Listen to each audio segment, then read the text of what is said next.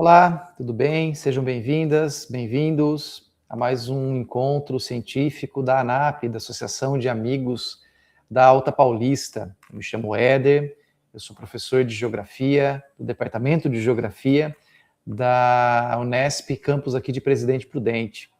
E eu trabalho já há algum tempo com as dinâmicas do meio físico. Tá? Eu gosto de falar que trabalho com interações, com conexões entre a água de chuva, os rios, os recursos hídricos como um todo, o ciclo hidrológico, as rochas, os solos, tá? De que maneira esses diferentes setores, vamos dizer assim, interagem na evolução da paisagem. E, claro, quando a gente fala de paisagem, a gente não pode esquecer também o componente humano, né?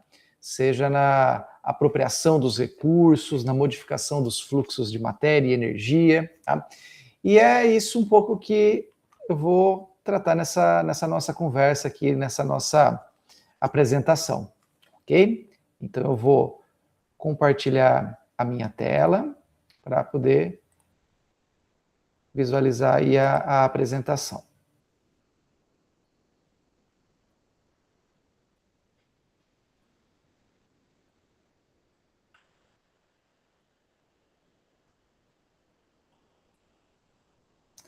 Ok.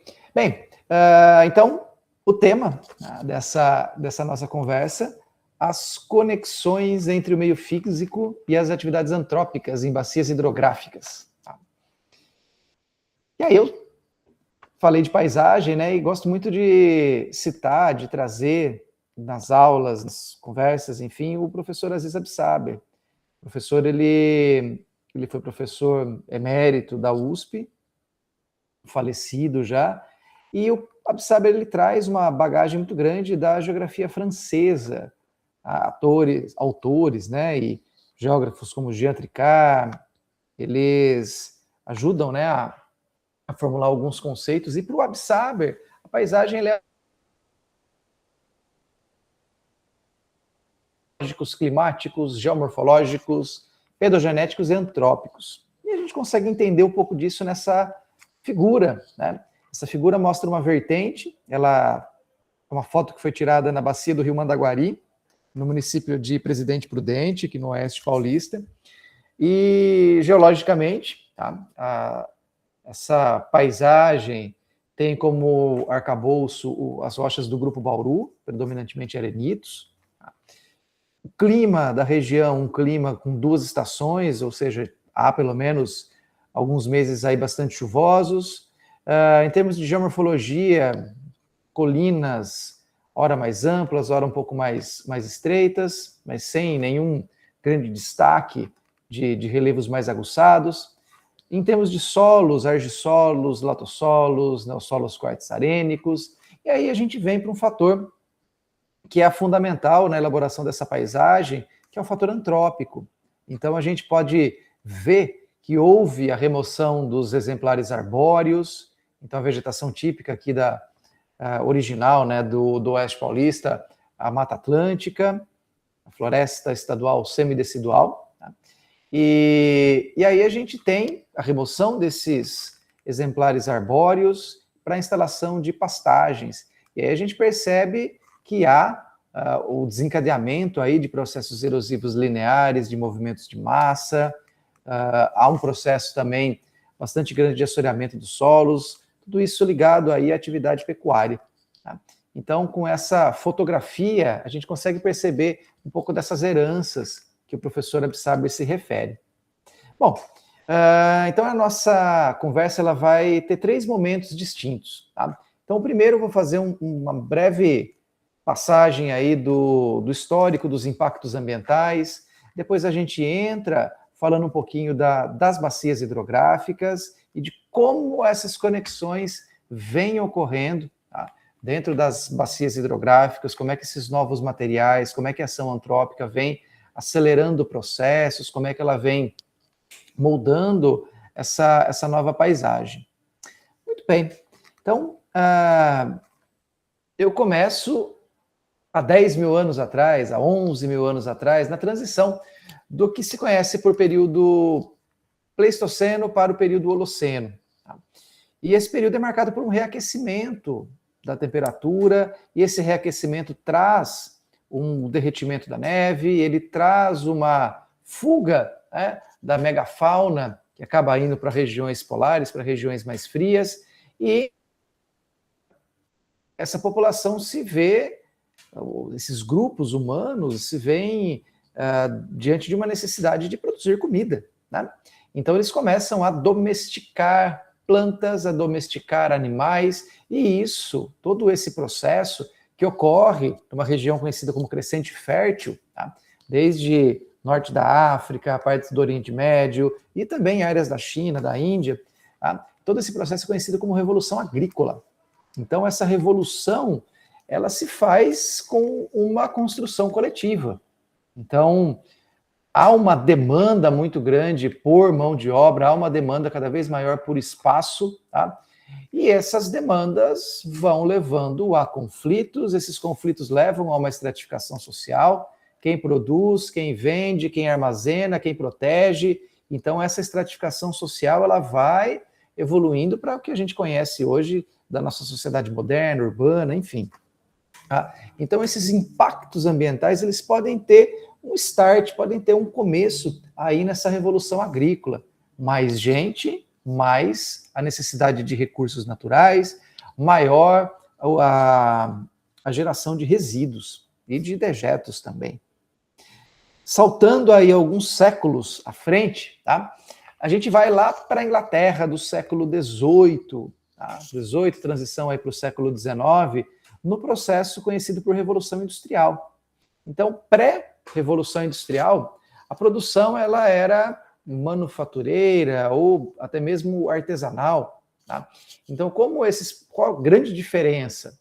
No processo artesanal, o artesão ele conhece todas as partes da produção, desde a matéria-prima, fonte de energia, o processo produtivo, o produto final, a venda e o lucro. Tá? No processo de revolução industrial, há uma perda, há uma alienação desse conhecimento.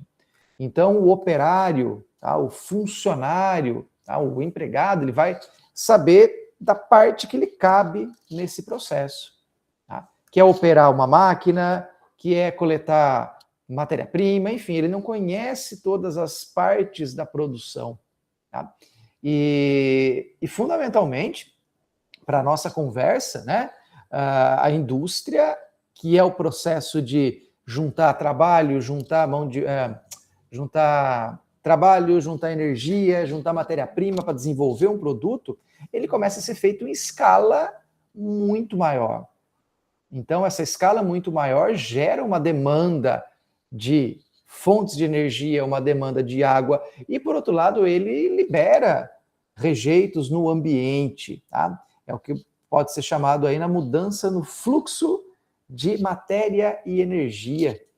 Então, tem mais poluição no ar, tem poluição na água, tem esgoto, tem mais gente, tem mais demanda por comida. Então, a Revolução Industrial ela é um marco importantíssimo, né, nesse histórico dos impactos ambientais, e é a partir dela que começa uma revolução urbana, digamos assim, começa uma transição das pessoas saindo do meio rural e indo para a cidade no processo de urbanização, e ele se acelera muito. Então, essas cidades dessa virada aí do século XVIII para o século XIX, as cidades industriais, podemos citar Manchester, na Inglaterra, Londres, Paris, enfim. Então, essas cidades, elas são cidades que, à época, se tornam extremamente poluídas. Tá? E, claro, todo o processo, ele evolui, para bem ou para mal, né? E a Revolução Industrial, ela, uma vez consolidada, se expande. Tá? E, num primeiro momento, vai se expandir para países como o Japão e Estados Unidos. E nessas imagens a gente consegue ver um pouco dessa expansão. Tá? Na imagem do meio, que é a mais antiga, tá? A cidade de Nova York, nos Estados Unidos, charretes, pessoas caminhando, vai e vem frenético. Na imagem de cima, a gente já não vê as charretes. A gente vê o vai e vem frenético, a gente vê muito menos pessoas na rua e vê um mundaréu de carro. Tá? Então, esses automóveis, né, o automóvel é o grande produto da segunda revolução industrial, que vai ter como fonte de energia não só o carvão, que foi a mola propulsora, digamos assim, da primeira revolução, mas aqui a gente tem o petróleo, a eletricidade, tá, como outras fontes aí de energia para essa indústria. E essa alienação do trabalho, ela permanece e se amplia, tá? No processo aí que ficou conhecido como Fordismo, tá? Ou Fordismo e Taylorismo, que é muito bem retratado nessa imagem de baixo, que mostra aí o filme do Charles Chaplin, Tempos Modernos, onde um funcionário de fábrica, ele sabe fazer aquilo, que é a função dele, que é apertar parafuso, ele não conhece o que vem antes, ele não conhece o que vem depois, ele não conhece o produto final, então mostra muito bem essa alienação do trabalho, como esse trabalho exaustivo, repetitivo, né? Ele acaba influenciando no ambiente e nas pessoas também. Bom, essa imagem, ela mostra dois contextos, temporalmente elas estão idênticas ali, é a transição do século XIX para o século XX. Numa cidade de Londres e na outra cidade de São Paulo, tá? No final do século XIX. Ao fundo, na foto da cidade de São Paulo, se vê uma das várzeas ali, que é chamada Várzea do Carmo, onde hoje se localiza o terminal Dom Pedro II. Então, percebam que essas cidades mais antigas, essas cidades de primeira urbanização, tá, tiveram tempo para se adaptar, para resolver esses problemas ambientais, enquanto essas cidades de urbanização mais recente, de indústria mais recente, ainda têm um ônus muito grande de problemas ambientais, de poluição do ar, de trânsito, de poluição dos rios, tá? Tem esse ônus ainda para resolver. Bem, a primeira ampliação da indústria foi a segunda revolução industrial, e uma vez que essa segunda revolução está consolidada, ela vai se espalhar para outros lugares, para outros continentes. Tá? E vai em busca, essas indústrias, né? Elas abrem filiais em busca de novas fontes de matéria-prima e principalmente de mão de obra mais barata. Tá? E é assim que a indústria automotiva chega ao Brasil. Tá? Então aqui tem uma imagem da General Motors, né? Ali na região do ABC Paulista, que se instala na década de 50, e ter filiais em lugares distantes, a gente está falando aqui de uma empresa americana, estadunidense, que vem se instalar no Brasil, ela só é possível graças ao avanço dos transportes, ao avanço dos meios de comunicação, que nessa figura do David Harvey mostra o mundo como se ele estivesse encolhendo. Na verdade, o tamanho do mundo é o mesmo, né? Mas o que muda é a velocidade com que as pessoas se deslocam, se comunicam. Então, dá a impressão do mundo estar encolhendo e permite que essas relações trabalhistas possam ser administradas, inclusive, aí de outros países. Ok? Ainda falando dessa globalização, acho que a gente consegue fazer uma associação entre os problemas ambientais e a população residente no planeta. Existe uma teoria chamada teoria neo-malthusiana.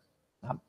E para falar dela, a gente precisa entender um pouco da teoria malthusiana, que precede esse neo-malthusianismo.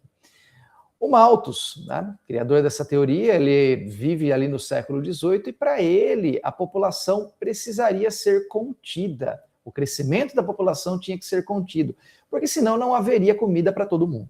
Tá? Essa era a preocupação dele, e isso deveria vir por questões morais, tá? Abstinência sexual, enfim. Tá? Com isso, diminuiria a natalidade, diminuiria o crescimento populacional e ninguém passaria fome.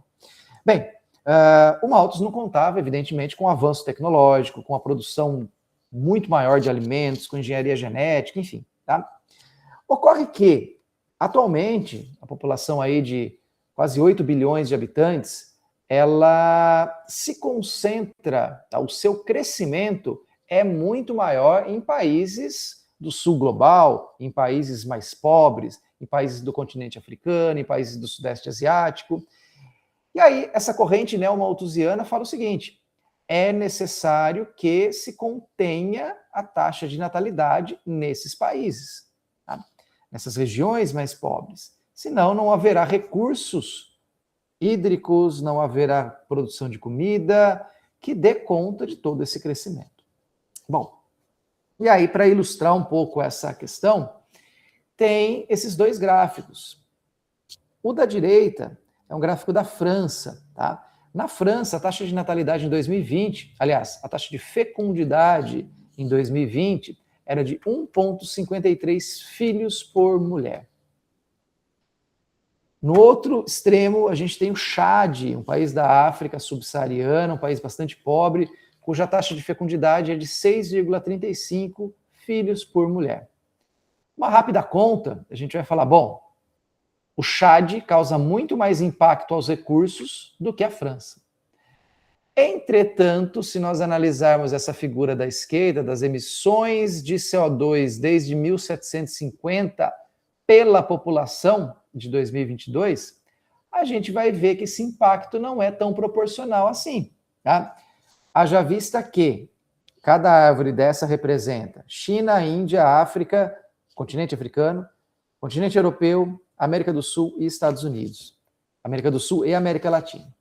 Bom, um cidadão que nasce na África, né, esse 6,35, por exemplo, tá, lá do Chad, terão um impacto muito menor nos recursos do que um cidadão que nasce nos Estados Unidos. Um cidadão que vai ter acesso à tecnologia, vai ter acesso a transportes, vai ter acesso a muito mais alimentação, vai ter acesso a produtos descartáveis, a eletrônicos, a automóveis, a um padrão de consumo que o cidadão do Chad talvez nem sonhe.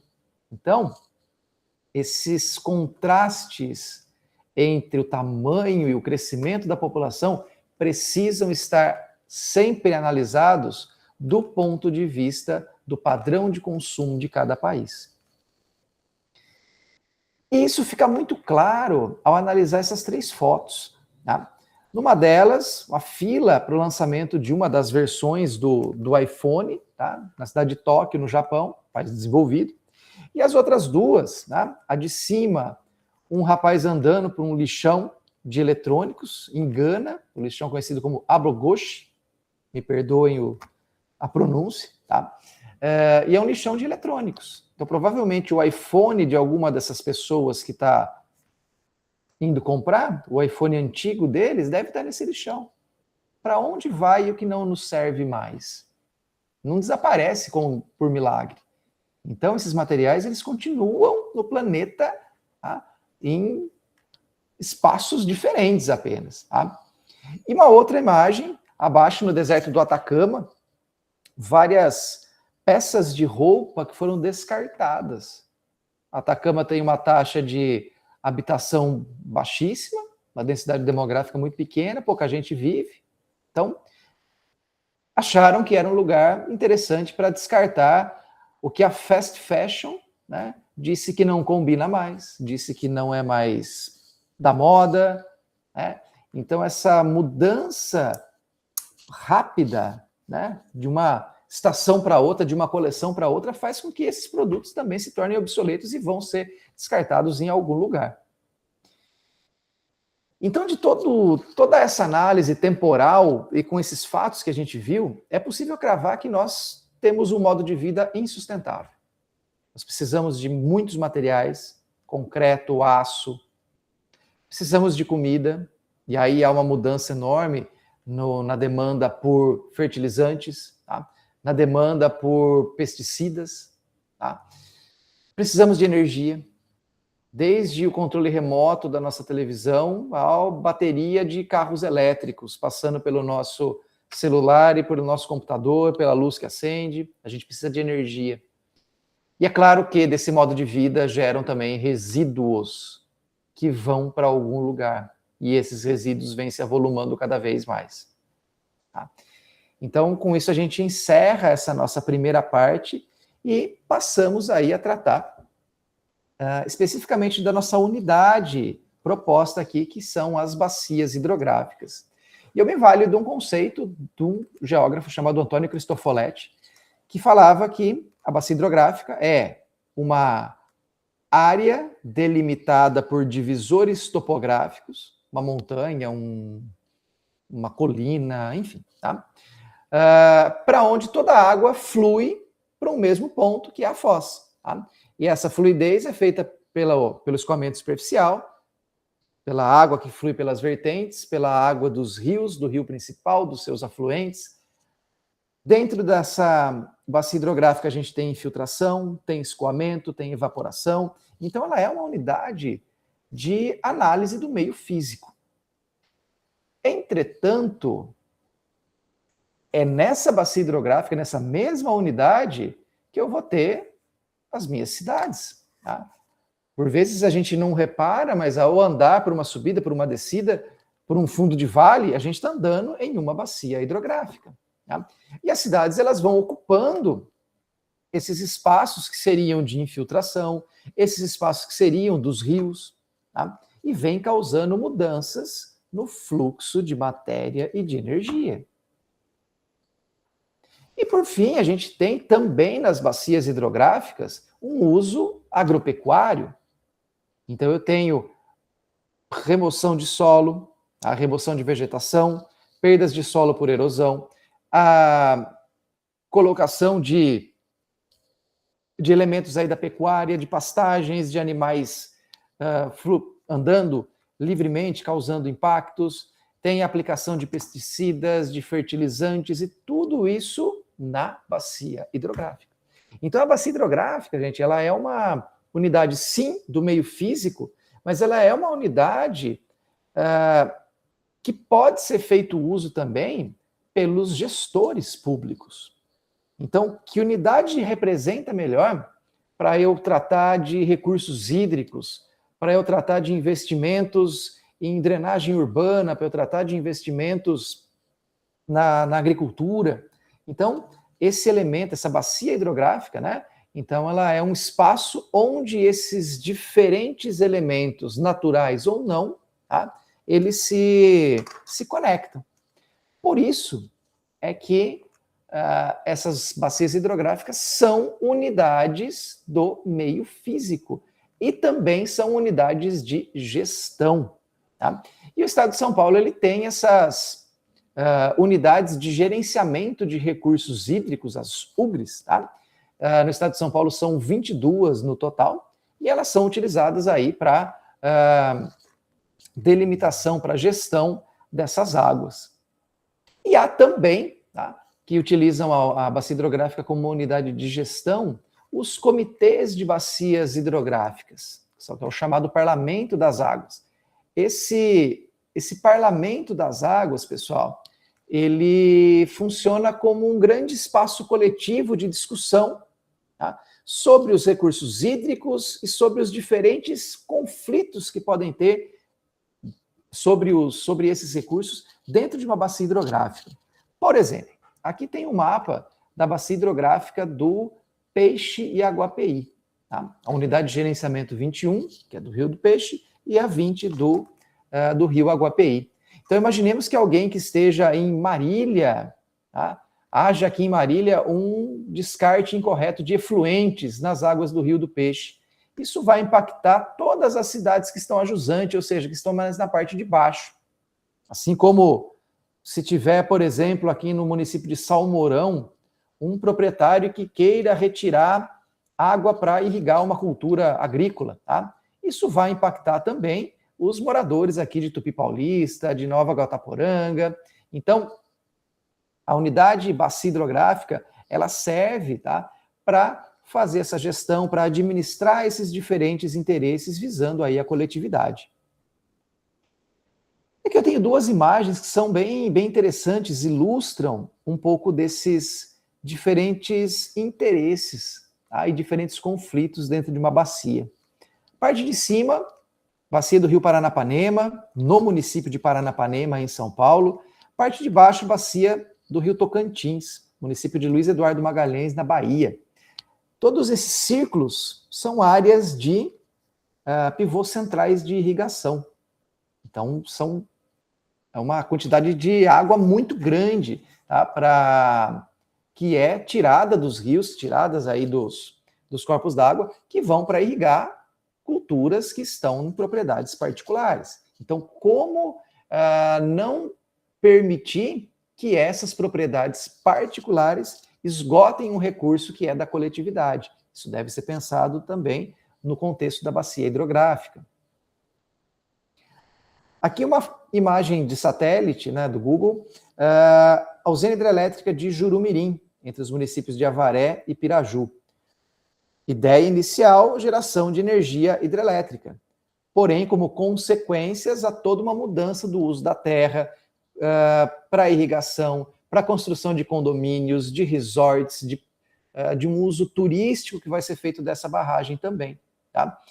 E a gente tem que levar em conta que há momentos de seca, há momentos de excesso de chuvas. Então, dentro de uma bacia hidrográfica, esses interesses precisam ser equalizados, tá?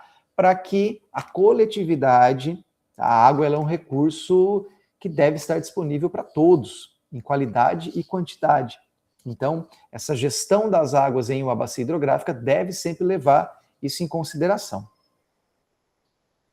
Aqui também, um uso particular, tá, para pecuária extensiva, que aí causou, na parte de baixo aí da imagem, um processo erosivo muito acelerado, um movimento de massa, e essa massa, esse solo retirado da vertente, vai parar nos cursos d'água e, infelizmente, aí vai causar assoreamento, que vai prejudicar o abastecimento de água, navegação, pesca, enfim. Tá?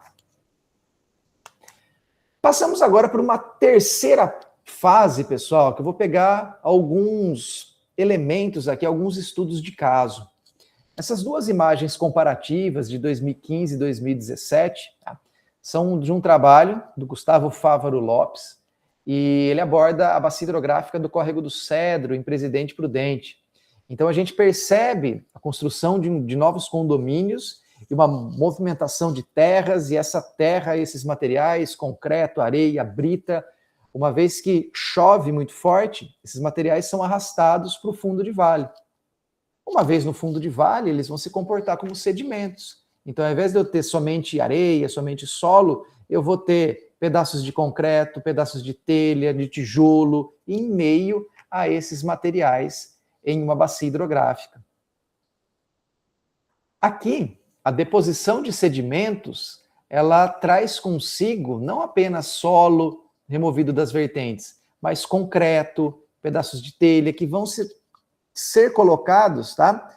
Se vocês olharem a escala, esse perfil de solo está com mais de 1,60 m. Então é um solo muito recente, formado aí por essa deposição de sedimentos, tá? Que é amplificada por essa movimentação de terra, e junto com ele vem esses materiais antropogênicos. Não só concreto, não só brita, mas também o plástico, algo que é onipresente no nosso cotidiano. Então aqui a gente observa um descarte irregular de lixo, predominantemente plástico. E esse plástico, assim como o concreto, vai estar no meio dessas camadas de solo. Tá? Então, um depósito tecnogênico, um depósito formado aí por areias, por argila, mas que vai ter permeado entre eles borracha, sacolas plásticas, embalagens. E a maneira com que esse material vai sendo degradado, ele vai se tornando o que a gente chama de microplástico. Então, esses fragmentos azuis, amarelos, essas fibras, tudo isso pode interagir ainda mais com o ambiente. Animais podem consumir, isso pode entrar na cadeia trófica. Então, esses elementos que são grandes, eles vão se degradando, mas eles não saem, eles se acumulam, tá? Nas diferentes partes da nossa bacia hidrográfica. E só para ilustrar um pouco essa questão do plástico, a gente tem um universo aí do que a gente chama grosseiramente de plástico, mas vem desde fibras de poliéster, filmes, que vão ocorrer aí pela degradação de garrafas, tá? PVC, polietileno de alta densidade, de baixa densidade, embalagens de alimentos, embalagem de material de isolamento térmico, cordas, cerdas de escova de dente, brinquedos. Então, a gente tem um universo de materiais do nosso cotidiano, tá, que são plásticos. E esses materiais estão fazendo parte hoje do nosso ciclo geomorfológico, da evolução da nossa paisagem. Eles se tornaram materiais que, pelo seu descarte irregular, tá, eles vão fazendo parte cada vez mais, tá, desses elementos do meio físico. Eles vêm ampliando essa conexão entre os fatos geomorfológicos, os recursos hídricos, tá? Eles estão cada vez mais presentes nesse cotidiano do meio físico. Aqui um outro trabalho interessante, tá?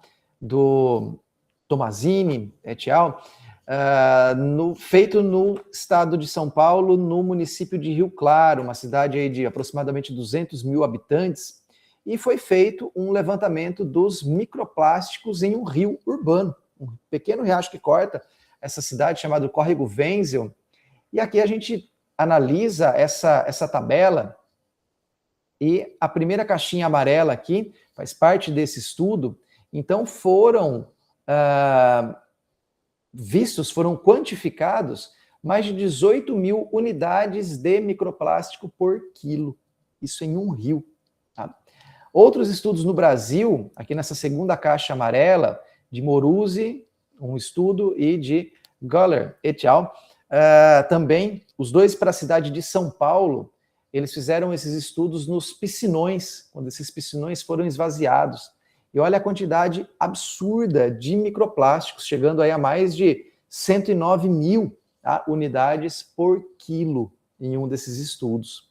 E, por fim, essa última caixa aí, um estudo lá nos Estados Unidos, na cidade de Los Angeles, com mais de 472 mil unidades de microplástico por quilo. Então, isso indica que esses materiais que vão se degradando, mas a sua permanência na natureza, ela é ainda constante. Um outro estudo de microplástico de Conceição e outros aí em 2025, que trataram aí da datação cronológica, tá, em um reservatório. Esse estudo foi feito na cidade de Sorocaba. Tá? E aqui a gente pode observar nessa figura a área de destino, que é a primeira foto de cima, que é o reservatório, e a área de origem. Tá? Então, a ocupação aí das várzeas dos rios urbanos fez com que, ao longo das décadas, sobretudo aí ao longo da década de 80, houvesse um aumento exponencial desses microplásticos, tá, nessa drenagem. Então, quando a gente fala desses microplásticos, o que são eles, né? O que eles encontraram nesse estudo? Fibras, filmes, fragmentos, pellets, e um aumento muito sensível da década de 70 até o ano de 2012, desse pretinho aqui, que são pneus. Então, isso está atrelado diretamente ao nosso modo de vida. E para fechar esse raciocínio, eu coloco aqui esse emblema, né? O Brasil vai alimentar o mundo. Será? Se sim, a que custo? Num outro estudo, publicado na revista Chemosphere, tá? Um estudo de Dias, entre outros aí, são pesquisadores da Unicamp, da Universidade de Campinas, pesticidas nas águas de chuva. Então, a que custo a gente vai produzir esse alimento, essas fibras? Tá? O Brasil produz muito? Produz, tá? Mas eu não estou falando mais de água, de problemas que estão nas bacias, que estão nos rios, tá? Mas eu estou falando da água de chuva, que se tem assim um ideal que ela é minimamente limpa, tá? Só que ela tem pesticidas aí, como a atrazina, por exemplo, que vão causar problemas seríssimos de saúde. E elas não estão, tá? Esses pesticidas não estão somente nos grandes centros, como São Paulo, mas em centros que também são grandes, como Campinas, mas em cidades do interior, como Brotas. Tá?